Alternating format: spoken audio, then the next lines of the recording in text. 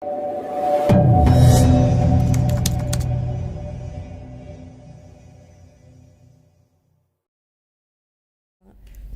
yang apa ya, sangat berharga pasti buat Sangat kamu berharga, ya. unexpected pokoknya. Oke, berhubungan dengan organisasi tadi, PPI Sudan. PPI Sudan. Ketika kamu enggak gini, menurut aku ya, karena aku udah tahu kisah kamu. Ketika kamu menjadi mahasiswi di PTDI ini kan kamu alhamdulillah diberikan amanat menjadi sekretaris senat periode 2019-2020. Emang iya ya? Iya. Udah lama. Iya, udah lama ya kan, kita sudah tua. Iya, sekretaris. Ya, jadi kalau menurut aku pribadi, berkaca dari masa lalu Kanisa sebelum masuk sini, dengan pengalaman berharga di PPPI itu pasti membawa apa ya? Itu merupakan bekal itu ngasih bekal banget buat bisa diceritain nggak sih Kak? Kayak awal itu gimana, terus apa ya, kisah-kisah pengalaman inspirasi motivasi kamu PPI selama di sana, biar teman-teman semua tuh tahu. Oh ya, jadi PPI Sudan itu kan organisasi terbesar mahasiswa Indonesia di Sudan ya. Di bawah itu banyak sekali organisasi kekeluargaan seperti organisasi mahasiswa per pulau, per kota, bahkan per alma mater lulusan pondok itu juga ada. Nah, itu PPI itu yang paling tinggi di atas itu semua. Cara kita masuk PPI juga itu nggak sembarangan ya. Jadi kita nggak bisa ngajuin diri, tapi direkrut.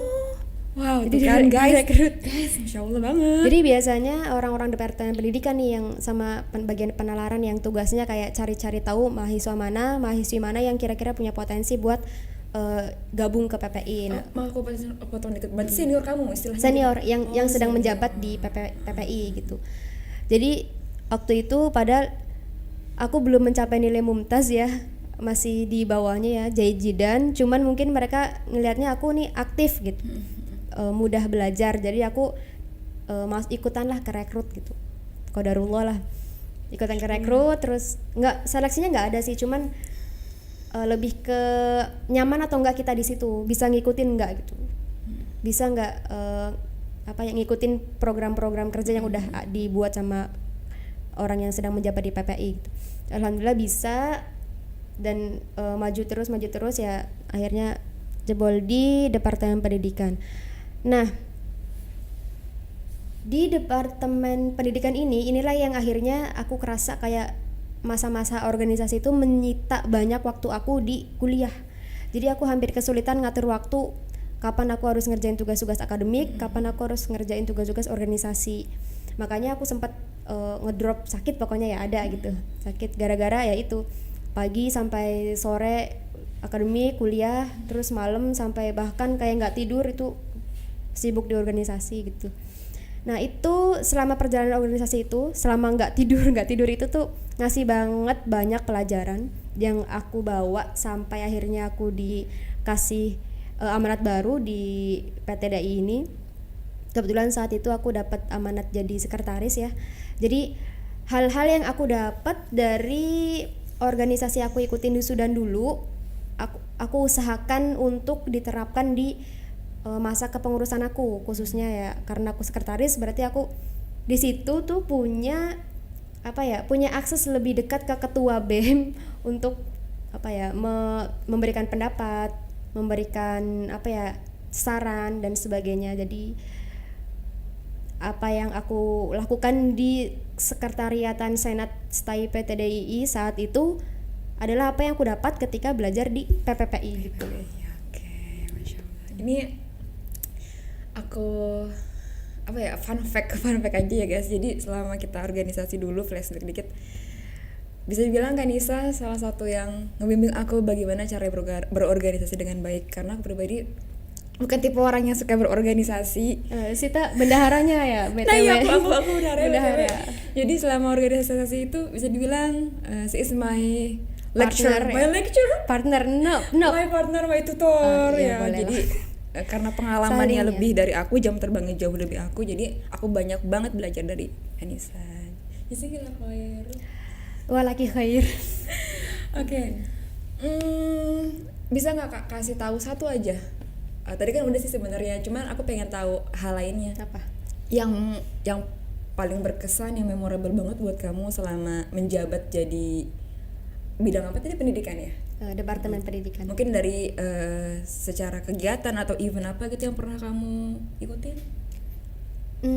Event ya, kalau kegiatan ya sama aja ya sama event ya, event. Ya maksudnya Jadi, event besar gitu yang internasional. event terbesar yang pernah dibuat oleh Departemen Pendidikan. Oh, sebenarnya bukan Departemen Pendidikan sih, lebih ke PPI Sudan ya. Cuma kan Departemen Pendidikan juga berperan penting di dalamnya. Itu kita ngadain setiap tahun namanya Lailatul Thaqafi. Isinya itu sifatnya internasional. Jadi seluruh mahasiswa yang kuliah di IUA itu boleh ikut di acara itu. Lailatul Thaqafi itu artinya malam kebudayaan ya. Jadi isinya mungkin kalau bahasa Indonesia kayak pentas seni kali ya, pensi. Isinya itu seluruh mahasiswa dari berbagai negara itu diperlombakan untuk memberikan penampilan yang berhubungan dengan budaya negaranya. Jadi event lomba internasional. Dan waktu itu aku ingat ya, ikutan juga tuh maju nasyid, cuman nasyidnya bahasa Indonesia kan, nyanyi lagu senada. Apa ya dulu, pokoknya aku ingatnya senada doang. Aku kebagian tuh high note. Gak nyampe ya. Emang part apa yang kamu dapat? Gak nyampe, tapi aku ngeles mic-nya mati. Serius? Iya, tapi ya udahlah itu mah blurb ya. Masya Allah. Tapi gara-gara entah kenapa lah, pokoknya kita setiap kali ada event Lailatul Thaqafi, Indonesia selalu dapat juara di bagian tari saman. Jadi tari saman di sana tuh terkenal banget terkenal. Jadi kalau orang Indonesia maju pasti udah yang dinanti-nantikan tuh tari samannya. Dan selalu menang ya. Dan selalu menang. Masya Allah. Jurinya kan dari berbagai macam daerah juga, dari kedutaan besar. Misalnya ada Maroko, kedutaan besar kita ambil satu gitu, dari pokoknya jurinya itu kita usahakan yang tidak condong ke salah satu negara gitu deh. Jadi meskipun Indonesia yang ngadain gitu, PPI yang ngadain, tetap sportif gitu. Oke, ya sih, aku juga salah satu penggemar berat tari saman. Tari saman ya. Karena itu keren emang banget. apa ya? Ikonik. Udah gitu apa ya, seperti ya ikon Islam juga kan. Karena salah satunya tarian yang bernilaikan Islam, bernafaskan Islam dari sholawatnya, itu diiringi sholawat kan. Dendangannya itu Islam. Betul, udah gitu pakaiannya juga buat yang muslimah pakai hijab tertutup. Jadi wah Masya Allah banget. So proud pasti ya. Banget. Oke, jadi itu event terbesar yang Kanisa pegang ya Kak, bisa bilang. Berarti di event itu otomatis kayak panitia-panitianya juga semuanya dari PPPI dong? Semuanya, karena itu ada dari negara lain? Nggak ada, karena itu acara kita gitu, acara punya kita, acara tahunan. Oh tahunan, jadi itu diselenggarakan setiap? Seingat aku ya, setiap tanggal 17 Agustus malamnya. Jadi paginya habis lomba-lomba 17-an sama di Indonesia, di Sudan juga kalau 17-an ya lomba-lomba, ada panjat pinang, ada makan kerupuk tuh sama. Jadi kita benar-benar pengen, kan kita orang rantau gitu ya, kita pengen membawa aura kampung kita gitu loh. Jadi sama aja di sana lomba-lomba. Biasanya malamnya baru itu event internasional. Berarti kalau kata kita mah 17-an gitu ya, event 17-an tapi berskala internasional. Oh gitu guys, Masya Allah ya. Iya. Oke, aku baru tahu sih karena dia bercerita di sini nih. Oh ya, baru ya? Baru. Iya begitu. Oke. Sekarang kalau kamu pengen lihat penampilan Lailatul Thaqafi juga banyak banget sih di YouTube PPI ya. Itu zaman aku belum direkam ya, belum booming YouTube. Sekarang udah banyak sepertinya. Boleh cari kalau penasaran. Insya Allah. Nama YouTube channelnya apa Kak? PPPI Sudan. PPPI Sudan. IG-nya juga PPPI Sudan. Jadi promosi nih. Gak apa-apa ya, teman-teman kan barangkali mungkin ada yang kepo. Nanti jadi minat ke Sudan ya, boleh. Iya benar kan. Oh iya, ada nggak sih Kak momen misalkan kayak pertukaran pelajari gitu antara PPI Sudan dengan PPI mahasiswa dari negara lain? PPI Mesir misalnya. Jadi di seluruh dunia ada PPI. Nggak harus negara yang Islami. Pokoknya seluruh dunia yang ada orang Indonesianya biasanya ada PPI. Nah, dari PPI Sudan dan PPI yang lain itu mereka mengerucut jadi PPI dunia. Jadi ada PPI dunia. Terakhir kalau nggak salah ya, saya ingat aku lihat di IG PPI Sudan tuh mereka ketemuan di Beijing. Jadi mereka mah nentuin gitu pengen ketemu di mana nih, bahas apa gitu.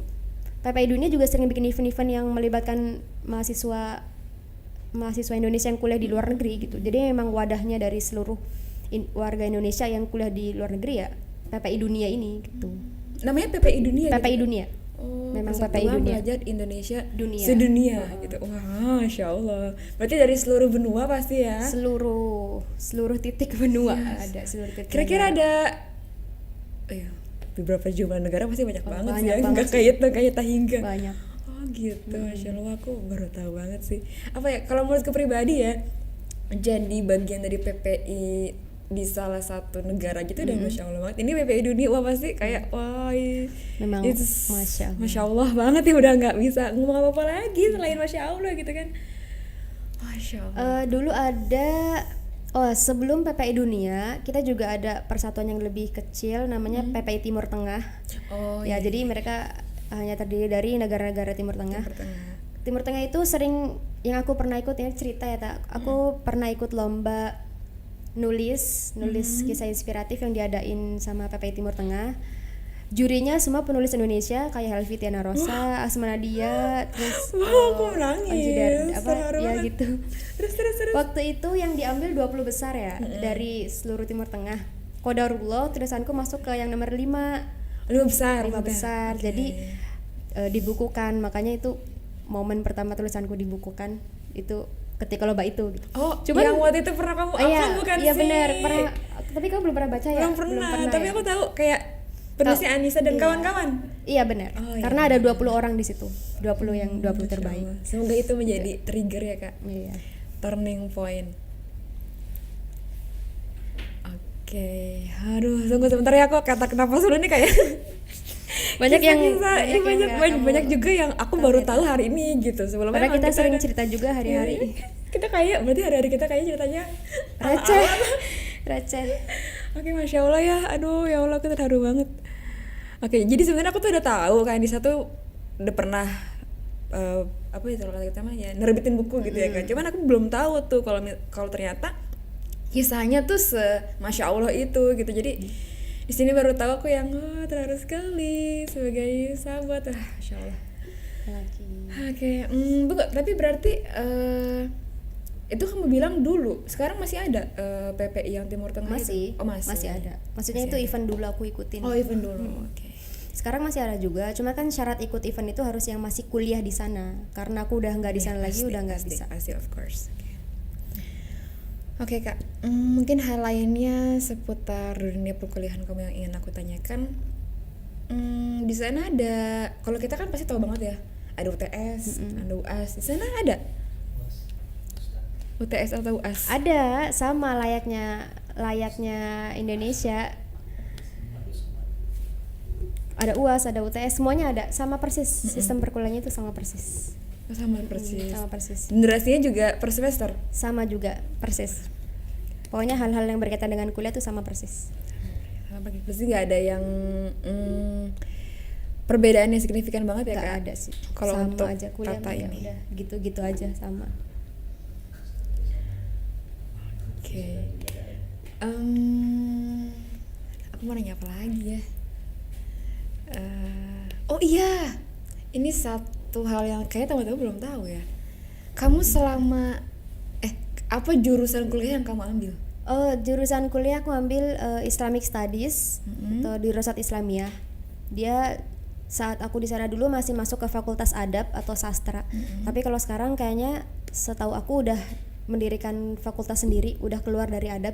Jadi udah sendirian tuh Fakultas Dirasat Islamiyah gitu. Islamic Studies. Itu apa yang kamu pelajari, Kak? Tentang ulum syar'i. Segala macam ulum syar'i dan ilmu-ilmu. Enggak. Kalau hukum itu maksudnya ke syari awal konun.